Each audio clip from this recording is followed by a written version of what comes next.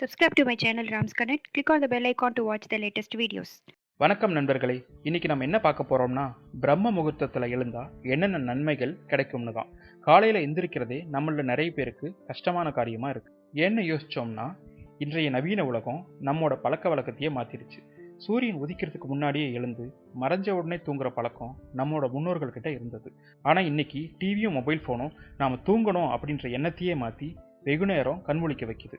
ஒரு மனுஷனோட ஆரோக்கியத்துக்கு தேவையானது நல்ல தூக்கம். நம்ம வயசுக்கு ஏற்ற மாதிரி ஒரு 6லிருந்து 8 மணி நேரம் தூங்கணும். அதை தான் நல்ல தூக்கம்னு நம்ம சொல்கிறோம். நம்மளோட ஒரு நாள் எவ்வளோ புத்துணர்ச்சியாக இருக்குன்னு முடிவு பண்ணுறது மனுஷனோட தூக்கம் தான். பிரம்ம முகூர்த்தம்னு சொல்கிறது அதிகாலை 3லிருந்து 5 மணி வரை. இந்த நேரத்தில் முழிக்கிறதே சவாலான விஷயம்தான். இந்த நேரத்தில் தான் தேவர்களும் பித்ருக்களும் ஒன்று கூடும் நேரம். காலையில் அவங்கள நினச்சி வணங்கி செய்யும் காரியங்கள் கண்டிப்பாக வெற்றி அடையும். ரிக்வேதம் இந்த அதிகாலை நேரத்தை உஷத் காலம்னும் உஜஷ் அப்படின்ற பெண் தேவதை தான் விடியற்காலை தேவதையினும் அவங்க தோன்றின பிறகு தான் சூரியனே உதயமாகுதுன்னு சொல்லுது. அதிகாலை எழுறதுனால உடல் சுறுசுறுப்படையுது. அதிகாலையில் சூரியனிலிருந்து வரும் சக்தி வாய்ந்த கதிர்கள் உடலுக்கு தேவையான விட்டமின் டி கொடுக்குது.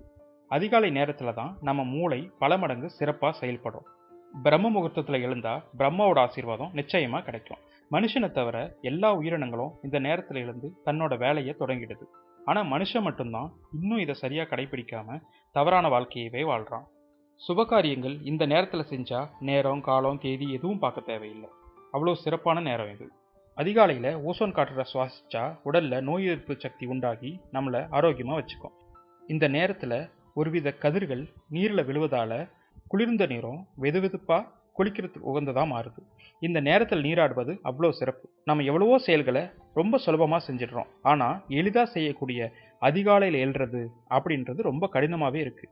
எதை நம்ம 40 நாட்கள் செய்கிறோமோ அதுவே பழக்கமாக மாறுது. தினமும் தொடர்ந்து பிரம்ம முகூர்த்தத்தில் எழும் பழக்கத்தை கொண்டு வாங்க. உங்கள் வாழ்க்கையே மாறும். இந்த வீடியோ உங்களுக்கு பயனுள்ளதாக இருந்திருக்கும்னு நம்புகிறேன். மீண்டும் புதிய தகவல்களோட உங்களை சந்திக்கிறேன். மறக்காமல் சப்ஸ்கிரைப் பண்ணி சப்போர்ட் பண்ணுங்கள். அப்போ தான் எனக்கு அடுத்தடுத்த வீடியோ போடுறதுக்கு மோட்டிவேஷனாக இருக்கும். நன்றி.